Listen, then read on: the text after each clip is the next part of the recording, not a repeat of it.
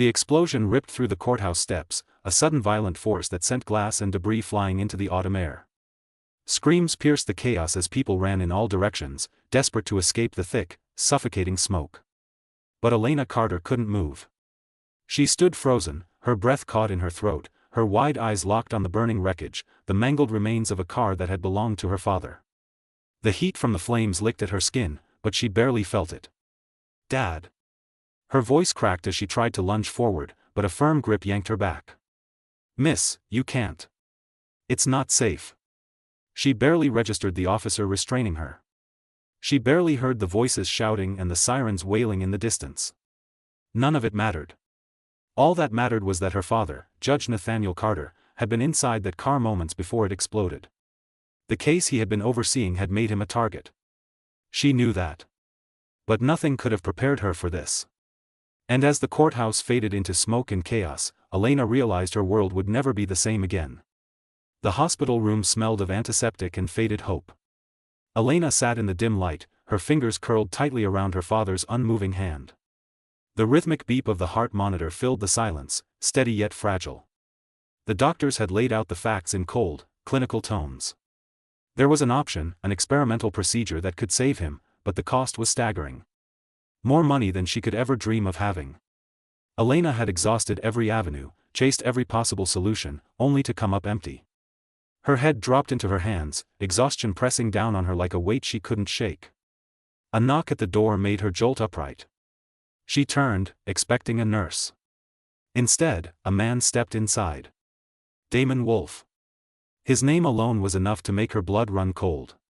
Powerful, untouchable, the kind of man who made headlines for billion-dollar deals and ruthless takeovers. He was the last person she expected to see here. "Elena Carter," he greeted in a deep, smooth, unreadable voice. "I assume you know who I am." She did, and that was exactly why she didn't trust him. Her fingers curled against the blanket. "What do you want, Damon?" He didn't answer right away. Instead, he took a slow glance around the hospital room before meeting her gaze. "I have an offer for you, Elena." She stiffened. Of course. Of course he did. Men like him don't show up without a reason. "I'm not interested." His lips twitched, a ghost of amusement. "You haven't heard the terms." "I don't need to." He ignored her protest. "Your father needs urgent treatment in Switzerland. The cost, $8 million. The number landed like a physical blow. She had never spoken that amount out loud, but she had memorized it. She had seen it scrolled across every rejected loan application, every funding request that ended in disappointment. "How do you know that?" she asked, her voice barely above a whisper. "I make it my business to know things." He took another step closer. The air between them felt heavy.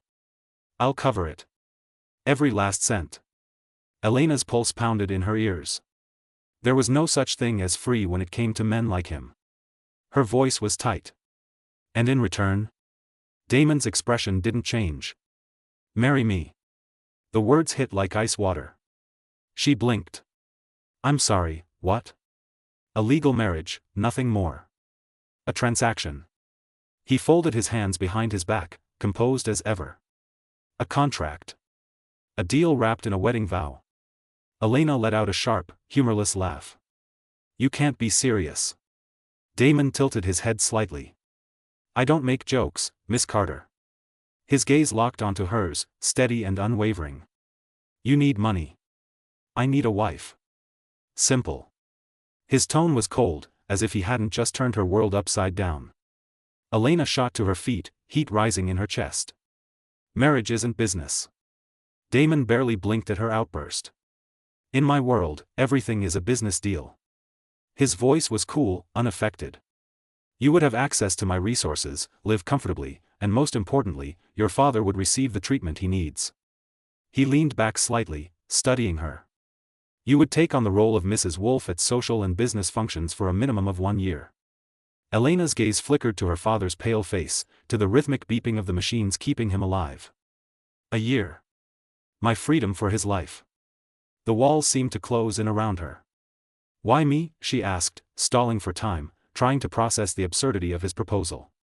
For the first time since stepping into the room, Damon hesitated. You have a reputation for intelligence, discretion, and composure. You know how to handle yourself in social settings, and you're presentable. His gaze swept over her, cool and assessing. More importantly, you have no romantic entanglements that could interfere, and you need something only I can provide. Elena clenched her fists, her skin prickling at the way he evaluated her like a business asset. It's efficient, he added, as if that somehow made it reasonable. Elena let out a bitter laugh. Efficient? You're talking about my life. I'm talking about saving your father's life. Silence stretched between them.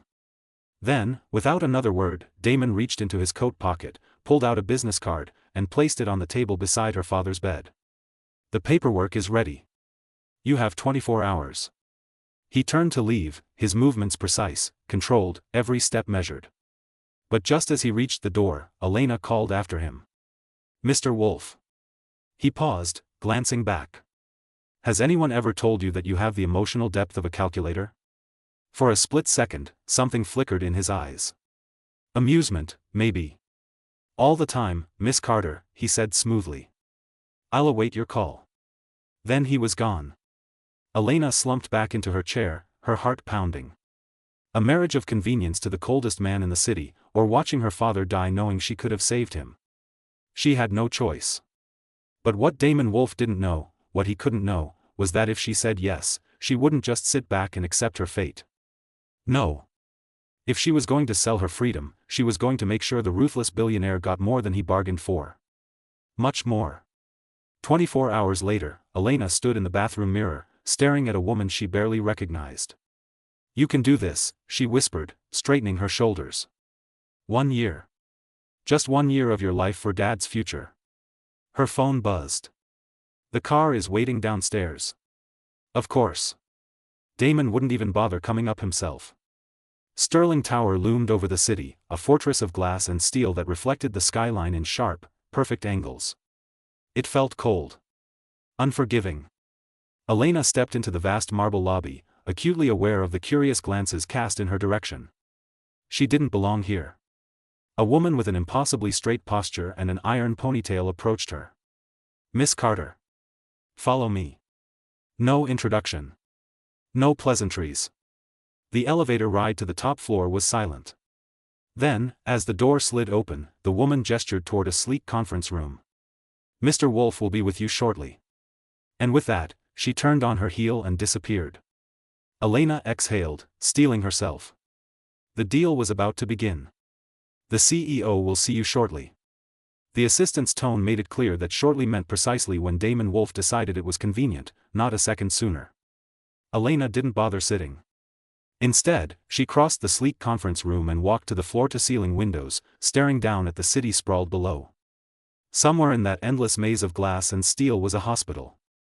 A hospital where her father lay unconscious, completely unaware that his daughter was about to sign away her freedom to save his life. The view is one of the building's greatest features. Damon's voice came from behind her. Elena turned. He was watching her, his expression unreadable. The natural light from the windows made his steel-gray eyes seem even colder. His charcoal suit, tailored to perfection, only added to his aura of control.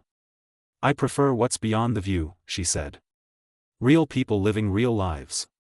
Something flickered across his face. Curiosity, perhaps. But it was gone before she could decipher it.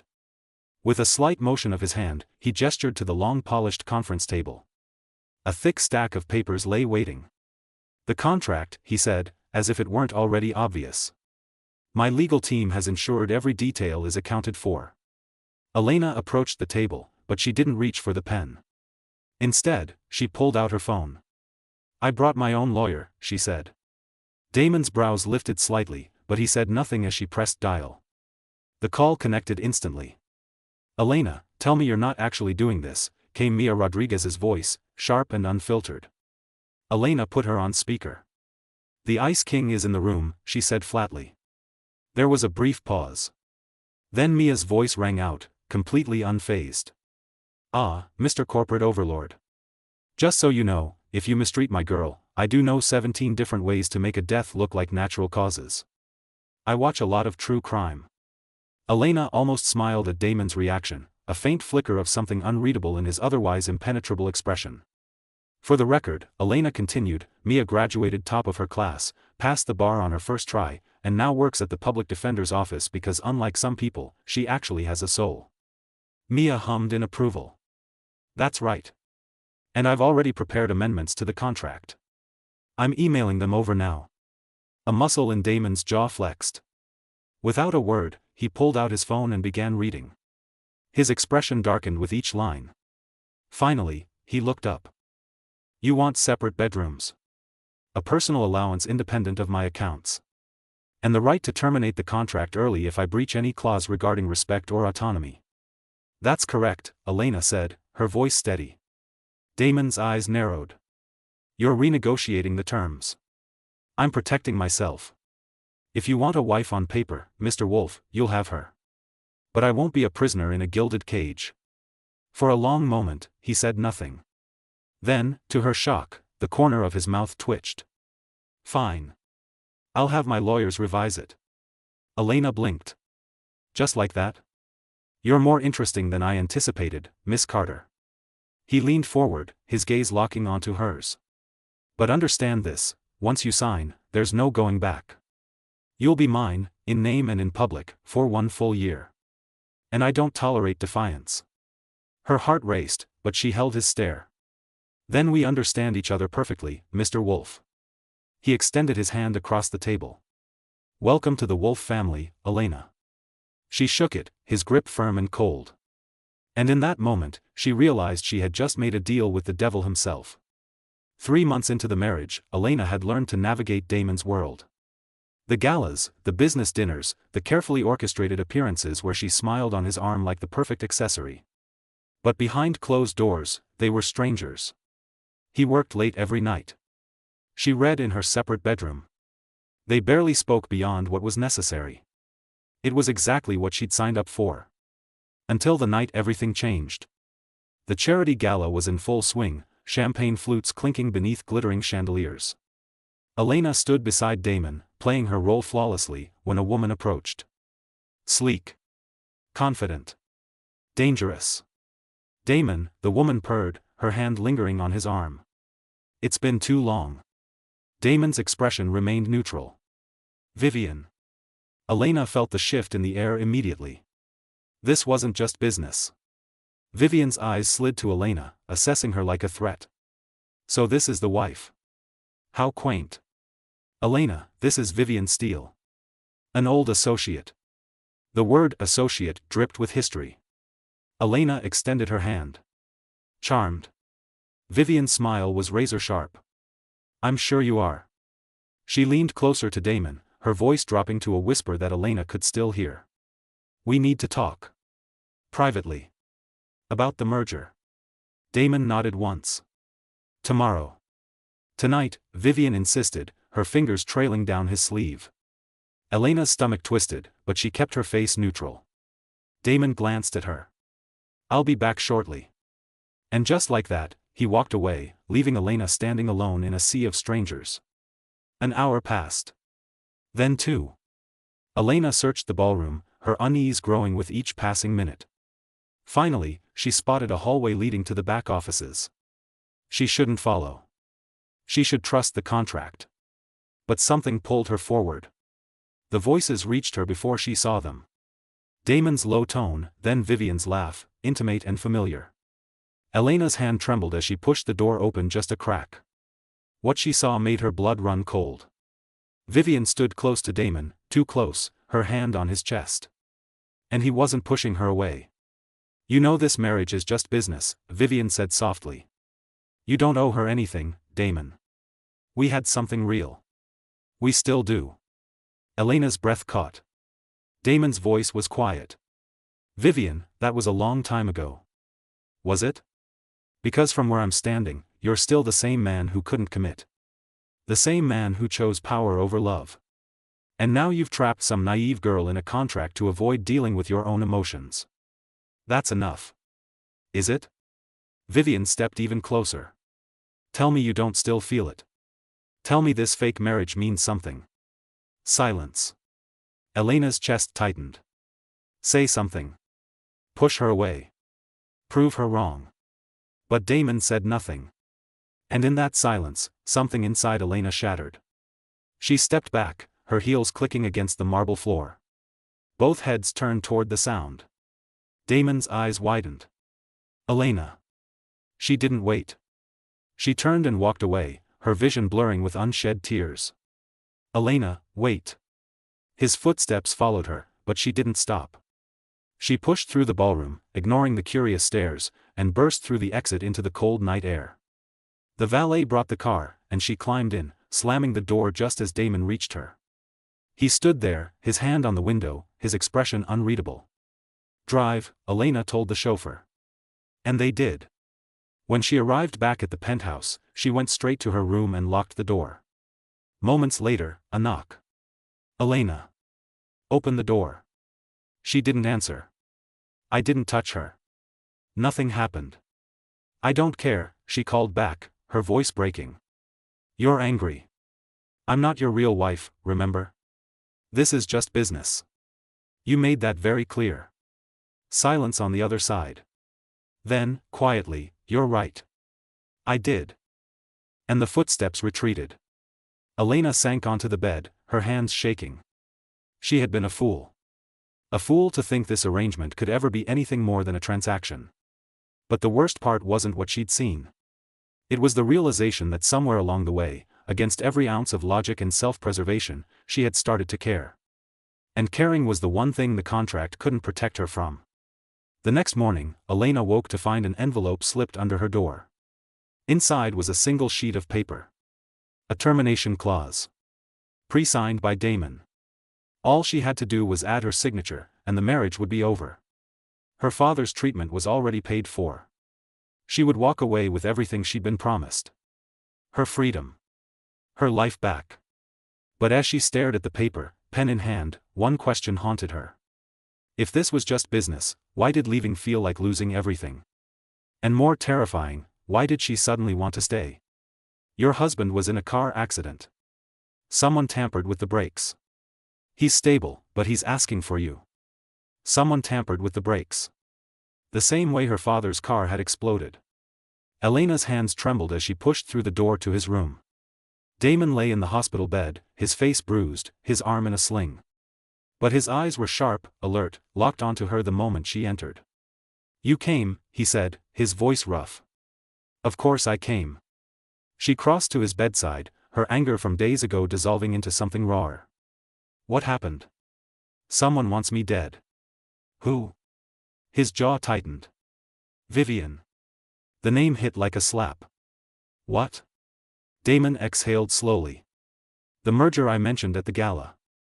Vivian wanted to partner with my company, but I refused. She's been sabotaging my deals for months. This was her escalation. Elena's mind raced. Why didn't you tell me? Because it wasn't your problem. This marriage was supposed to keep you safe, not drag you into my mess. Safe? Elena's voice rose. My father was nearly killed because of a case. You think I don't understand danger? You think I signed that contract without knowing the risks? Damon stared at her, something shifting in his expression. You should have told me, she whispered. I know. For a long moment, neither spoke. Then Elena reached out and took his hand. His fingers tightened around hers. I didn't touch her, he said quietly. At the gala. I didn't touch Vivian. I wouldn't. I know. You walked away before I could explain. I was scared, Elena admitted, her voice breaking. Scared that this was all it would ever be. A contract. A transaction. Nothing real. Damon's gaze held hers. It stopped being just a contract the day you called me an emotional calculator. Despite everything, Elena almost smiled. Then his expression darkened. But Vivian won't stop. She'll come after me again. And now that you're my wife, she'll come after you too. Then we deal with her. Together. Elena, this isn't your fight. Yes, it is. The moment I signed that paper, it became my fight. Damon studied her, his steel-gray eyes searching hers. Why didn't you sign the termination clause? The question hung in the air. Elena swallowed hard. Because somewhere between the contract and now, I stopped wanting to leave. His breath caught. I care about you, Damon. I know I shouldn't. I know that wasn't part of the deal. But I do. For the first time since she'd met him, Damon Wolf looked vulnerable. I don't know how to do this, he said quietly. I don't know how to care about someone without destroying them. Elena squeezed his hand. Then we'll figure it out. Together. But just as the words left her mouth, the door burst open. 2 police officers entered, their faces grim. Damon Wolf, you're under arrest for corporate espionage and fraud. Elena's heart stopped. What? One of the officers stepped forward. We have evidence linking you to illegal financial activity. You need to come with us. This is insane, Elena said, stepping between them and Damon. He's injured. He can't even walk. Ma'am, please step aside. Damon's voice cut through the chaos. It's Vivian. She's framing me. The officer shook his head. We have documents, Mr. Wolf. Signed by you. Forged. That's for the courts to decide. As they moved to handcuff him, Elena's mind raced. This was it. The final move. Vivian wasn't just trying to kill Damon. She was trying to destroy him completely. And in that moment, Elena made a choice. Wait. Everyone turned to her. I have evidence, she lied, her voice steady. Evidence that proves Damon is innocent. The officers hesitated. Mrs. Wolf, if you're obstructing justice. I'm not. Give me 24 hours. I'll bring you everything you need. Damon's eyes widened. Elena, don't. But she ignored him. She looked at the officers, her gaze unwavering. 24 hours. The lead officer exchanged a glance with his partner. Finally, he nodded. Fine. But if you don't deliver, we're arresting both of you. As they left, Damon grabbed her wrist. What are you doing? You don't have any evidence. Elena turned to him, her expression fierce. No. But I'm going to get it. Elena, Vivian is dangerous. If you go after her, then she'll come after me. I know.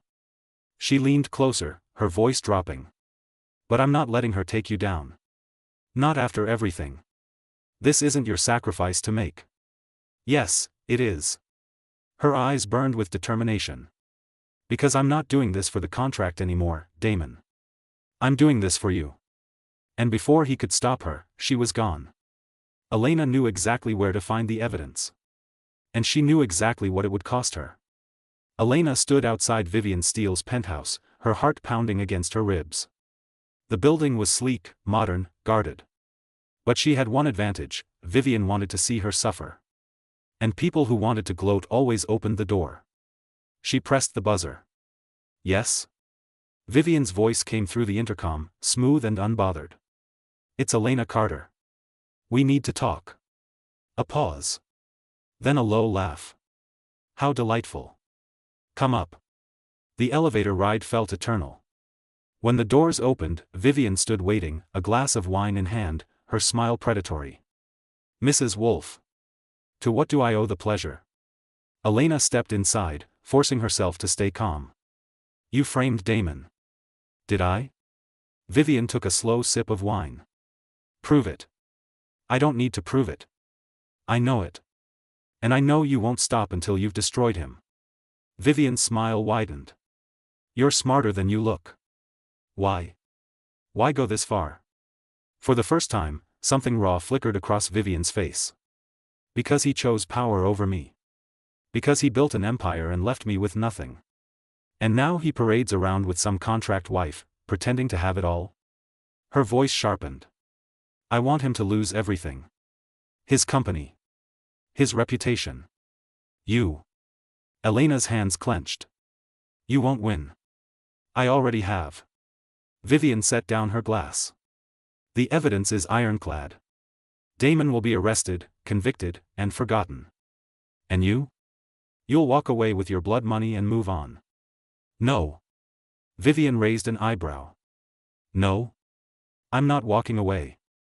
And neither is he. How touching. Vivian stepped closer, her eyes cold. But sentiment doesn't erase signatures on forged documents. It doesn't undo shell companies in his name. You have nothing. Elena's pulse raced. Vivian was right. Without proof, Damon was finished. But then she remembered something Mia had once told her: people who think they've won always talk too much. Elena pulled out her phone and tapped the screen. You're right. I had nothing. Vivian frowned. What are you? But now I have this. Elena turned the phone around. The recording app was still running. Every word Vivian had just said, captured. Vivian's face went white. Then red with fury. You little. She lunged forward, but Elena was faster. She dodged, bolting for the door. Vivian grabbed her arm, yanking her back. Give me that phone. No. They struggled, crashing into furniture. Vivian's nails dug into Elena's wrist, but Elena held on. She had to. For Damon. For everything. With a final surge of strength, Elena shoved Vivian back and ran. She didn't stop until she was in the lobby, the doorman staring at her disheveled appearance. Call the police, Elena gasped. Now. 6 hours later, Elena stood outside Damon's hospital room, exhausted but victorious. The police had taken her statement, arrested Vivian, and cleared Damon of all charges. It was over. She pushed open the door.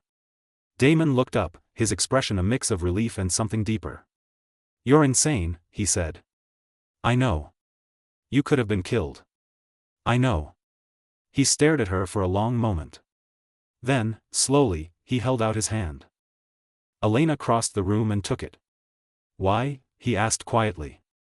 Why risk everything for me? She met his gaze, her voice steady. Because you were worth it. For the first time since she'd met him, Damon Wolfe smiled. Not the cold, calculated smile he used in boardrooms.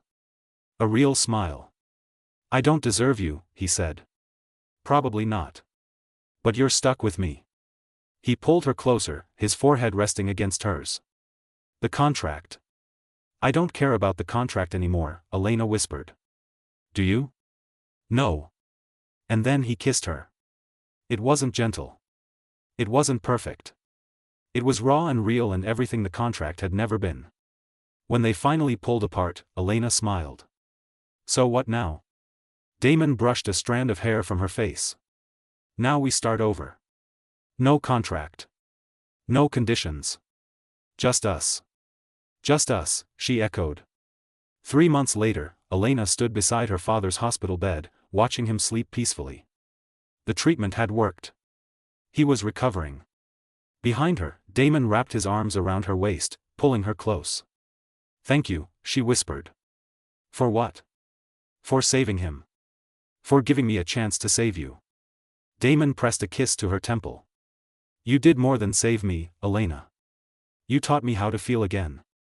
She turned in his arms, her eyes shining. And you taught me that some risks are worth taking. He smiled.